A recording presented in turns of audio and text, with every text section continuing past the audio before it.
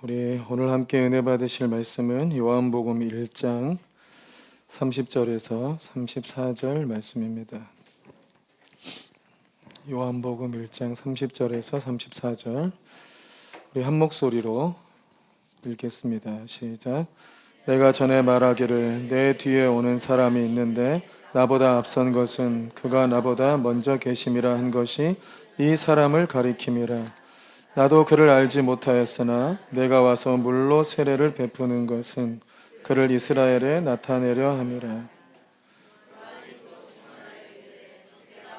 성령이 비둘기같이 하늘로부터 내려와서 그의 위에 머물렀더라. 나도 그를 알지 못하였으나 나를 보내어 물로 세례를 베풀라 하신 그이가 나에게 말씀하시되 성령이 내려서 누구 위에든지 머무는 것을 보거든 그가 곧 성령으로 세례를 베푸는 이인 줄 알라 하셨기에 내가 보고 그가 하나님의 아들이심을 증언하였노라 하니라. 아멘. 오늘은 하나님의 어린 양 되신 예수 그리스도라는 제목으로 말씀을 나누겠습니다. 한 사람이 교회를 처음 찾아왔는데 갔다 와서 다음 주부터 교회 안 나가겠다고 이렇게 얘기를 하는 거예요. 그래서 왜 그러냐 물었더니 교회에서 사람을 동물 취급한다고 기분이 안 좋았다 그래요. 자신이 오니까 잃어버린 어린 양이 돌아왔다고 자꾸 축복해주고 좋아하고 이러니까 기분 나빠서 교회를 못 나가겠다 하는 우스갯소리가 있어요. 비유를 다큐로 받는 안타까운 분들이 있습니다. 한번 전우정 한번 인사하세요. 자기도 그런 거 아니죠? 놀랍게도 성경을 잘 보면 우리만 어린 양이 아니에요. 예수님도 하나님의 어린 양이라고 표현을 했어요. 예수님을 하나님의 어린 양이라고 표현한 사람은 세례 요한인데 이 세례 요한에서 좀 살펴보면 예수님과 이제 생일 차이가 6개월 먼저 태어났습니다. 세례 요한이. 둘은 친척지간이고 세례 요한의 어머니 엘리사벳이 하나님의 능력으로 잉태되고 6개월 뒤에 마리아가 예수님을 잉태하고 그리고 마리아가 엘리사벳을 찾아간 적이 있었잖아요. 찾아가자마자 엘리사벳 안에서 이 세례 요한이 뛰놀았어요. 자기 주님을 만나 뵀다고. 그러니까 뱃속에서부터 얘가 성령 충만해가지고 예수님을 알아본 거예요. 내 주님의 어머니가 오셨다라고 얘기할 정도였죠. 세례 요한이 복중에서부터 성령 충만을 받고 아주 신령한 아이로 잘 자랐고 또 아마 어머니로부터도 그런 얘기를 계속 태어나서 들었을 거고 광야에서 자기 자신을 준비할 때도 자기의 사촌 동생인 예수님이 하나님의 아들이시다 하는 것들은 어느 정도 알고 있었을 거라 생각이 들어요. 세례 요한에 대해서 구약의 여러 선지자가 예언을 했는데 가장 직접적으로는 말라기 선지자가 예언한 겁니다. 4장 5절에 보면 말라기 4장 5절에 한번 읽어보세요. 시작. 보라 여호와의 크고 두려운 날이 이르기 전에 내가 선지자 엘리야를 너희에게 보내리니. 여호와의 크고 두려운 날은 주님이 오시는 날이에요. 초림이기도 하고 재림이기도 하고 그런 거예요. 근데 예수님이 처음 오신 그때도 예수님 오시기 전에 엘리야를 보내겠다 하는 예언이 있었잖아요. 그래서 예수님 오시기 전에 엘리야가 왔느냐? 그 엘리야가 바로 세례 요한이다 라고 예수님께서 말씀해 주신 거죠. 마태복음 11장 14절에 만일 너희가 즐겨받을진대 오리라 한 엘리야가 곧 이 사람이니라 하면서 이 세례 요한이 그 엘리야라고 말씀해 주셨어요. 이사야의 예언에도 등장하는데 이사야 40장에 보면 이사야 40장 1절부터 한번 읽어보세요. 시작. 너희의 하나님이 이르시되 너희는 위로하라 내 백성을 위로하라 너희는 예루살렘의 마음에 닿도록 말하며 그것에게 외치라 그 노역의 때가 끝났고 그 죄악이 사함을 받았느니라 그의 모든 죄로 말미암아 여호와의 손에서 벌을 배나 받았느니라 할지니라 하시니라 외치는 자의 손이여 이르되 너희는 광야에서 여호와의 길을 예비하라 사막에서 우리 하나님의 대로를 평탄하게 하라 골짜기마다 도두어지며 산마다 언덕마다 낮아지며 고르지 아니한 곳이 평탄하게 되며 험한 곳이 평지가 될 것이요 해서 이 말씀이 내 백성을 위로하라 하는 이 말씀이 세례 요한을 통해서 성취가 된 거예요. 그러니까 내 백성을 위로하라는 게 뭐냐? 바로 이제 메시아가 오신다. 바로 뒤에 메시아가 오시니까 메시아 만날 준비를 해라. 그래서 광야에서 외치는 자의 소리가 있을 것인데 그 외치는 자의 소리가 여호와의 길을 예비한다 이거죠. 그러니까 세례 요한이 예수님 오시기 바로 직전 선지자, 구약의 마지막 선지자로 와서 메시아를 준비하는 자로 이렇게 쓰임 받고 있는 거죠. 그러니까 이사야 40장 말씀이 세례 요한의 사역의 성취가 된 것입니다. 근데 메시아가 온다는 건 뭐였냐? 중요한 거는 너의 노역의 때가 끝나고 죄악의 때가 끝난다고 말씀하죠. 그러니까 예수님을 만나면 노역의 때가 끝나고 죄악의 때가 끝나게 된다. 여러분, 죄악은 뭘 불러와요? 저주를 불러와요. 죄는 저주를 불러오고, 죄가 해결 안 되면 저주가 여전히 머물러 있고, 죄가 해결 안 되면 여전히 사망이 머물러 있고, 죄가 해결 안 되면 여전히 하나님의 심판이 머물러 있는 거예요. 근데 예수님 메시아가 오셔서 우리의 죄 문제를 해결하실 거기 때문에 그 죄악의 때가 끝난다고 말씀한 거죠. 아멘이십니까? 죄 때문에 여러분 사는 게 힘든 겁니다. 다른 게 아니고 죄 때문에 사는 게 힘든 거예요. 자, 마태복음 11장 28절 말씀도 읽어보세요. 마태복음 11장 28절에 시작. 수고하고 무거운 짐진 자들아 다 내게로 오라. 내가 너희를 쉬게 하리라. 나는 마음이 온유하고 겸손하니 나의 멍에를 메고 내게 배우라. 그리하면 너희 마음이 쉼을 얻으리니 이는 내 멍에는 쉽고 내 짐은 가벼움이라 하시니라. 수고하고 무거운 짐진 자들을 다 주님이 부르셨어요. 내게로 오라고. 왜요? 쉬게 해주려고요. 여러분, 예수님 믿고 쉬고 계십니까? 생고생 다 하고 있습니까? 쉬는 것 같습니까? 고난이 더 많은 것 같습니까? 네? 쉬고 계십니까? 주님은 수고하고 무거운 짐진 자들아 내게서 와서 내게 쉼을 배우라고 말씀하고 있어요. 주님이 쉬게 해준다고. 근데 예수님 믿고도 못 쉬는 사람들은 뭐냐? 주님의 멍에를 메고 있지 않기 때문에 그런 거예요. 29절에 나는 마음이 온유하고 겸손하니까 내 멍에를 메고 나에게 배워라. 그러면 너희 마음이 쉼을 얻을 거라고 돼 있잖아요. 예수님을 믿고 예수님을 영접했는데도 여전히 내 안에 쉼이 없다. 그러면 아직 예수님의 멍에를 메지 않고 내 멍에를 스스로 지고 사는 사람들이기 때문에 그래요. 여러분, 우리가 주님을 더 깊이 알아가면 알아갈수록 이게 말하는 게 애매한데, 칼빈이나 뭐 이런 사람들이 이제 예정설 같은 걸 얘기했잖아요. 예정설을 얘기하면서 이미 창세전에 우리가 택함을 입었다. 뭐 이렇게 볼 수도 있고 저렇게 볼 수도 있어. 그런데 중요한 건 우리가 더 주님을 알아가면 알아갈수록 어떤 생각이 드냐면 우리는 정말 뭔가 운명 지어진 사람들이 아닐까? 이런 생각이 들어요. 안 들면 어쩔 수 없어요. 근데 하다 보면 더 주님을 알아가면 알아갈수록 우리의 삶은 하나님의 어떤 목적에 의하여 운명 지어진 게 아닐까. 그래서 우리가 좀 실수하고 어렵고 뭐가 좀 상황이 힘들면 이것 때문에 힘들잖아요. 근데 운명 지어졌기 때문에 그걸 힘들어할 일이 아니구나. 그 과정은 지나고 하나님의 약속은 이루어지는 거구나. 근데 우리는 어려운 때가 되면 큰일 나면 어떡하지?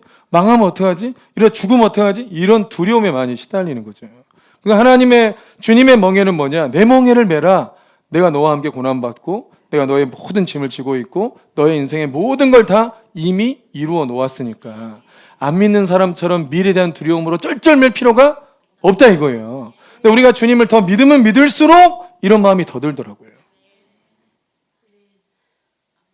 아멘. 전우정 한 번 더 인사하세요. 집이도 그럽니까?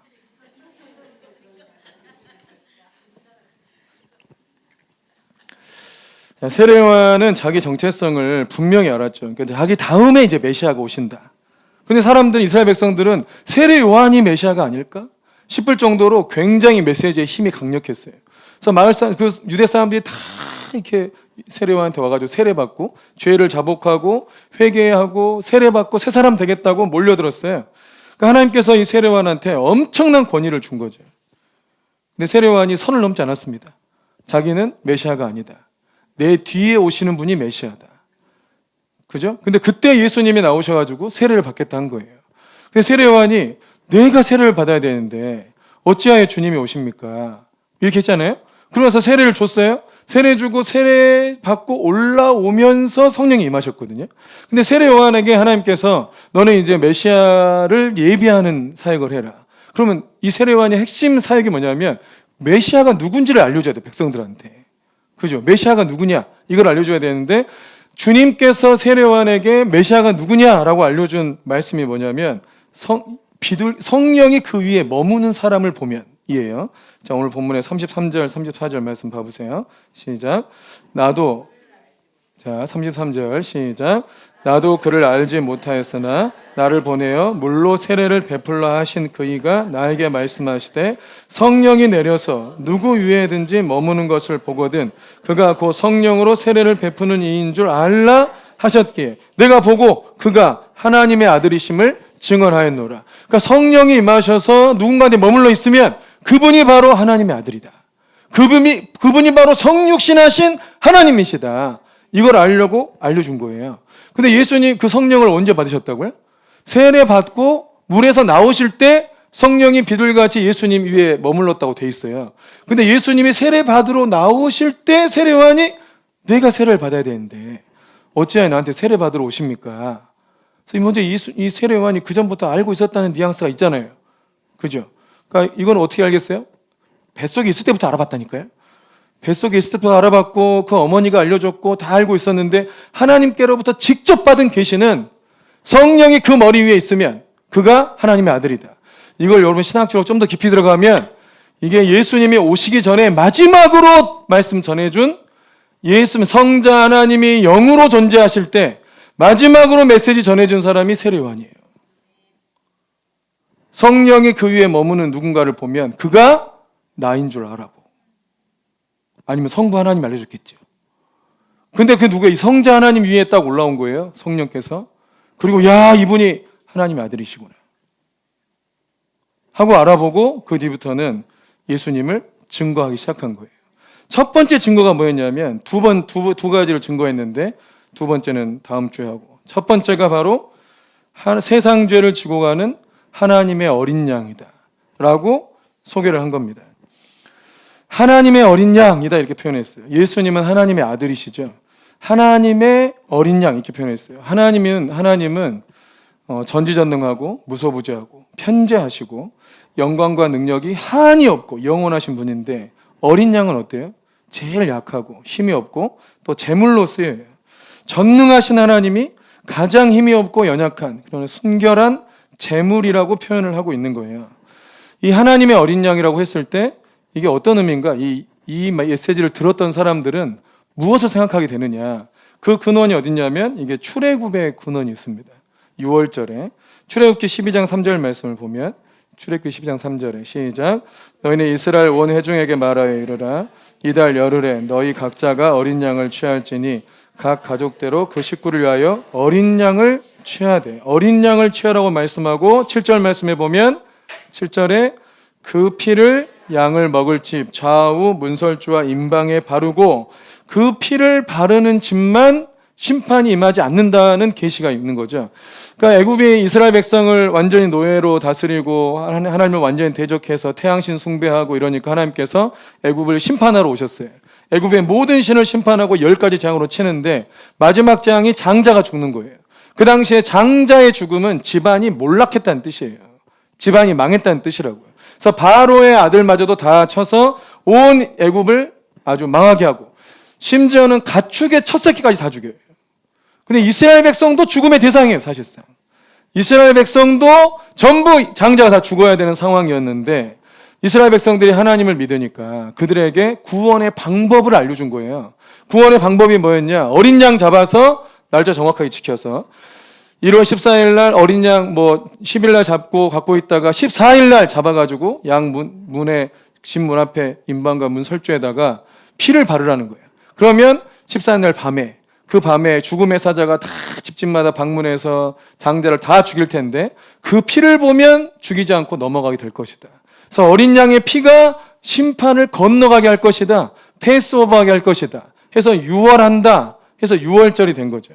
그러니까 예수님이 그 하나님의 어린 양, 유월절의 어린 양으로 우리 가운데 오셨다는 거예요. 마가복음 10장 45절 말씀에 보면 자, 마가복음 10장 45절에 시작. 인자가 온 것은 섬김을 받으려 함이 아니라 도리어 섬기려 하고 자기 목숨을 많은 사람의 대속물로 주려 함이다. 대속물로 주려 합니다. 여러분 이게 영어로 랜섬인가 그럴 거예요. 랜섬. 이게 그 몸값을 지불하는 값이라는 뜻인데 대신 지불하는 거죠. 최근에 제가 좋아하는 배우 중에 덴젤 워싱턴 있잖아요. 그 흑인 배우 최근에 목사님이 됐어요. 만 70에. 그 덴젤 워싱턴 옛날 영화 중에 존 큐라는 영화가 있습니다. 존 큐. 이 영화는 원래 그 미국의 의료 시스템을 비판하기 위해서 만들어진 영화예요. 내용을 좀 설명해 주면 이 아이에게 9살짜리 아들이 하나 있어요. 근데 야구를 하다가 갑자기 쓰러진 거예요. 진찰을 해보니까 당장 심장 이식을 하지 않으면 죽게 생겼어요. 그래서 대형병원에 가가지고 이 아들이 그 심장 이식하는 대기자 명단에라도 올려달라 했는데 돈 없으니까 안 올려주는 거예요. 돈 없으니까 안 올려주고 돈을 내면은 바로 맨 처음에 해주고 막 이런 생태를 보면서 너무너무 이제 아버지가 화가 나죠. 그리고 아버지가 어떻게 행동을 하냐면 병원을 인질극을 벌입니다. 총을 들고 가서 병원을 다 인질로 삼고 내 아들을 빨리 심장 이식 시켜달라고 한 건데 남의 심장이 아니고 내 심장으로 이식시켜 달라고 병원을 인질을 잡아요. 그래서 이 아버지 다른 게 아니야. 막 다 좀 정리한 다음에 의사들한테 내 심장을 빼서 아들한테 주라. 이거 하려고 이제 병원을 인질로 잡은 거예요. 그리고 이 아버지가 아들한테 마지막 작별 인사를 합니다. 그리고 이제 수술대에 올라갔는데 드라마가 일어나요. 어디에서 교통사고가 났는데 교통사고로 죽은 사람이 이미 심장 어떤 장기 그 기증한 분들 있잖아요. 그분 심장이 하나 나왔는데 그 심장이 그 아들하고 혈액이나 이게 딱 100% 일치하는 거예요. 그리고 그 아들한테 이 심장 이식 수술을 시켜주고 아들은 살아났는 얘기예요. 그럼 아버지는 어떻게 됐을까요? 인질극을 벌였으니까 경찰이 바로 와서 자기는 또 아들이 심장 수술해서 잘 됐으니까 더 이상 인질극 할 필요가 없잖아요. 다 내려놓고 경찰한테 잡혀가요. 잡혀갈 때 그 아들이 수술하고 잘 깨어나서 경찰차에 타고 잡혀가는 아버지를 쳐다봐요. 그리고 어떻게 하냐면 이렇게 자기 건강하다고. 그리고 아버지는 이렇게 하는 그 아들을 뒤로 하고 경찰차에 타고 그대로 이렇게 가는 거예요. 그러니까 아들의 생명을 살리기 위해서 자기 생명을 드리려고 하고 자기 인생을 다 대가로 지불하는 내용이에요. 제가 이 영화를 예전에 보고 젊었을 때 아마 결혼하기 전에 봤던 것 같아요. 참 많은 생각에 잠겼어요. 이 영화를 보고. 뭐냐면 아버지한테 있어서 아들이라는 존재가 자기 인생을 다 포기할 정도로 그렇게 귀한가? 자기한테도 인생이라는 게 있잖아요. 어떤 사람은 아들이 죽고 가슴에 평생 묻고 아들의 생명값까지 내가 살자 이렇게 살 수도 있잖아요. 그렇게 살 수도 있고 뭔가 아들의 죽음에 부끄럽지 않은 인생을 내가 살겠다 이렇게 살아도 되는데 아들 살리겠다고 자기 심장을 내주고 자기 남은 인생을 전부 감옥에서 썩을 만큼 그렇게 희생할 만한 그런 가치가 있는 건가 하고 이런 생각에 많이 이렇게 잠겨 있었어요. 그러다가 물론 모든 부모가 또 이렇게 하진 않기 때문에 꼭 이게 부모의 사랑이라고 볼 수는 없겠잖아요. 하나님 사랑을 표현한 것 같아요. 하나님 사랑을 표현한 것 같은데 이렇게 하려면 어떻게 해야 어떤 마음이어야 이렇게 할 수 있을까를 이제 많이 생각을 했던 것 같아요. 그때 제가 생각했던 결론은 이 아버지한테 있어서는 이 아들이 그냥 전부구나. 이 아버지한테는 아들이 전부구나. 이 아들이 건강하게 사는 것이 자신의 인생의 성공이나 자기 기쁨이나 뭔가 자기 꿈을 이루는 것보다 그냥 아들이 행복하게 잘 사는 것이 훨씬 더 중요한 가치구나. 그러니까 아들을 사랑하는 마음이 있는 게 아니고 아들을 사랑하는 마음이 다구나. 그게 그냥 그 아버지 마음에 다른 마음이 없구나. 그래야만 이렇게 할 수 있지 않을까 하는 생각이 좀 들었어요. 여러분, 그런데 하나님께서 우리를 향한 사랑이 이런 사랑이에요. 예수님은 하나님의 어린 양으로 오셨잖아요. 하나님의 랜섬이죠. 예수님의 심장 꺼내서 우리한테 주려고 오신 거예요. 여러분, 예수님한테도 성자 하나님의 영광, 그분의 목적, 기쁨이 다 있을 거 아닙니까? 죄 범한 인간 싹 쓸어버리고 새로운 사람 만들면 되죠. 새로운 세계 다시 만들면 되잖아요. 그러면 다 멸망당한 인간들은 기억도 못합니다. 다시 만들면 돼요. 근데 우리 하나님은 아들의 생명을 우리를 위해서 이 창조를 한 다음에 이 창조 시대에 하나님의 아들의 생명을 우리한테 주셨는데, 여러분, 이게 다 회복되는 그런 게 아닙니다. 여러분, 예수님이 십자가에서 죽고 부활하시고 다시 신이 된 게 아니에요. 영원히 사람으로 계신 거예요. 사람의 몸을 입는 성육신을 하신 뒤로 여러분 주님은 지금도 완전한 하나님, 완전한 사람으로 계신 거라고요. 부활하고 무슨 일이 일어났냐? 신령한 몸을 입은 것이지 신이 된 게 아니야. 완전 영적 존재로 다시 달라진 게 아니라고요. 여전히 사람으로 계시는 거예요. 그러니까 자신의 모든 걸 다 포기했어요. 죄로 타락한 우리를 위해서 생명을 버리는 신이에요. 여러분 우리가 믿는 하나님이 진짜 하나님입니다. 아멘. 난 뭐 우선 이상한 신 이다 하지만 다 가짜고 이 세상을 창조한 하나님이 진짜 하나님인데 우리 그 하나님을 성삼위 하나님이라 하죠. 삼위일체 하나님이라 그래요. 그럼 이 하나님이라는 본성을 가진 하나님의 신적 본성을 가진 분은 이 세 분뿐이란 얘기예요. 성부, 성자, 성령 하나님 이 세 분만 하나님이란 존재이지 다른 것들은 하나님이 아닌 거예요. 마귀는 하나님이에요? 마귀가 신입니까? 신이 아니에요. 마귀는 그냥 천사류. 천사가 타락한 애가 그냥 마귀인 거예요. 하나님이란 존재가 계시고 천사라는 존재가 있어요. 천사가 아무리 대단해도 피조물이죠. 그리고 사람이란 존재가 있어요. 동물이란 존재가 있고 식물이 있는 거예요. 사람과 식물 사이에 뭐 있어요? 동물이면서 식물이 뭔가 있어요? 그런 거 없어요. 딱 구분돼서 창조됐잖아요. 하나님이란 존재가 계신데 그 존재는 성부, 성자, 성령 하나님뿐이다 이겁니다. 그런데 그 기가 막힌 하나님을 세상 모든 사람이 몰라요. 그 하나님이 어떤 하나님인지. 근데 이 성경을 통해서 우리 하나님 예수님이 하나님의 어린 양으로 오셨다 이 얘기가 뭐냐면 성부, 성자, 성령 하나님이라는 이 어마어마한 분이 어떤 마음을 갖고 있냐. 자기가 창조하고 죄 지어서 지옥 갈 수밖에 없고 완전히 배신한 그 인간을 위하여 아들의 생명을 버리는 하나님이다. 이게 뭐냐면 하나님 마음에 우리를 사랑하는 마음이 있다. 이런 게 아니고요. 우리를 사랑하는 마음밖에 없어요. 하나님 마음에는 뭔가 세상을 좀 잘 다스려봐야겠다 이런 게 있는 게 아니에요. 그냥 우리를 사랑하는 마음밖에 없어요. 그러니까 자기 아들을 버리죠. 여러분 그런 결정을 무슨 생각을 하길래 할 수가 있습니까? 자기의 생명을 버려 영원히 하나님으로 존재할 수 있는 이거를 다 버리고 사람에게 갇혀서 신성을 제한하고 그냥 신령한 몸을 입고 여러분 하나님이 나요? 신령한 몸이 나요? 하나님이 낫죠. 신령한 몸은 몸이 있잖아요. 여전히 제한되어 있잖아요. 신령한 몸이라 하더라도 하나님은 무소부지하고 편재하신 하나님인데 영원한 신성인데 그거를 포기하고 사람의 성육신하신 이 상태를 유지하는 거라고요. 우리 하나님이 어떤 하나님이냐? 이거 미쳐도 보통 미친 게 아니에요. 우리를 구원하기 위해서 자기 생명을 버리고 영원한 신적 속성까지 다 버리는 분이다. 왜냐하면 우리를 사랑하는 게 그분의 전부거든요. 하나님의 사랑을 생각할 때 나도 좀 사랑하지, 우리를 사랑하는 마음이 크지, 대단하지 이런 게 아니에요. 그냥 그 사랑이 전부예요. 다른 마음이 없어. 그냥 우리를 사랑하는 마음이 100%야. 100%. 아멘이십니까? 로마서 5장 8절 말씀에 보면 우리가 아직 죄인 되었을 때 그리스도께서 우리를 위하여 죽으심으로 하나님께서 우리에게 대한 자기 사랑을 확증하셨다. 사람들은 그냥 생각해요. 그냥 하나님 우리를 참 많이 사랑하는구나. 우리를 인도해 주는구나. 좀 우리를 이끌어 주는구나. 좀 많이 좀 관심 좀 있구나. 이 정도로만 생각하는 것은 하나님이 서운하다 이거예요. 그 정도 사랑이 아니라 이거죠. 아들을 우리가 죄인 되었을 때 그리스도께서 십자가에 죽으신 이 실제를 보여주면서 내 마음속에는 너희 사랑하는 것이 100%야. 다른 마음이 하나도 없어.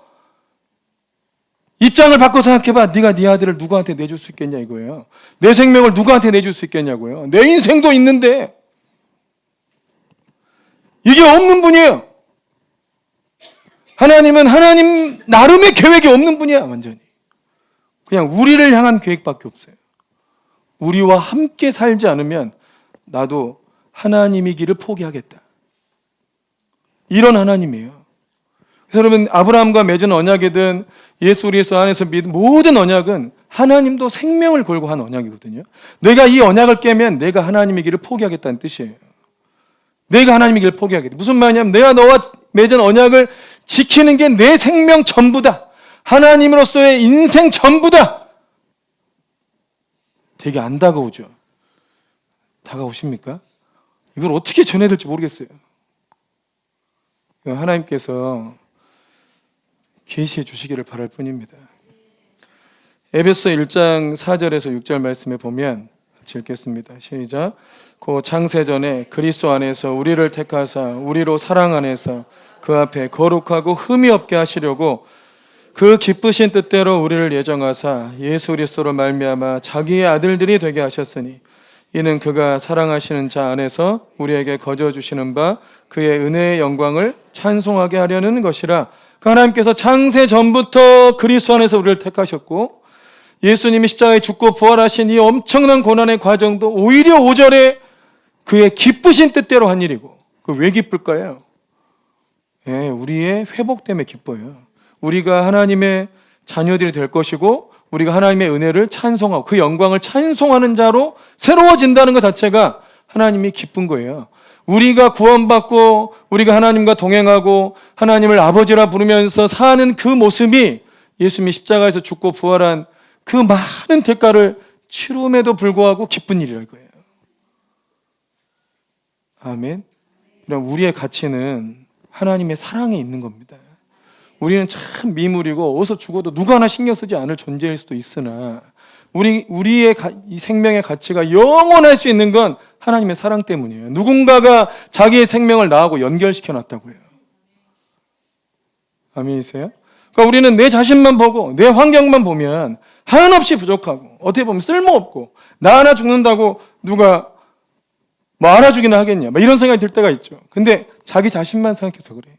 근데 하나님이 우리 위해서 아들을 보내시고 십자가에서 죽으셨다, 또 우리에게 믿음을 주셨다는 것은 하나님의 생명과 우리 인생을 연결시켜 버렸다는 거예요. 그래서 우리가 그냥 살 존재가 아니에요. 하나님의 계획 안에서 그 하나님의 은혜의 영광을 찬송하는 자가 되게 하신다. 하나님의 아들의 생명값을 치렀기 때문에 이 일을 이루시기 위해서 결코 양보하지 않을 거고 포기하지 않을 거고 뭘 주저하지도 않으실 거고, 하나님은 우리 자신이 하나님의 은혜의 영광을 맛보아 알고 그 은혜가 너무너무 놀라워서 그 은혜를 찬양하는 자로 세우실 줄로 믿습니다. 하나님의 어린 양 되신 예수 그리스도의 의미가 이런 뜻입니다. 예수님은 죽기 위해서 오셨는데 그게 뭘 의미하는 거냐? 하나님 마음속에는 우리를 향한 사랑밖에 없다. 그냥 그 사랑이 100%다. 아멘. 우리 아까 찬양했던 그 하나님의 꿈이라는 찬양 다시 하려고 하는데 이 가사가 좀 이 메시지가 좀 비슷한 것 같습니다.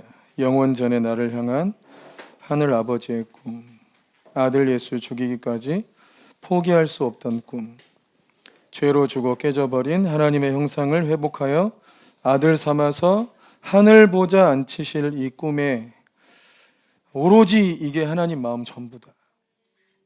아멘.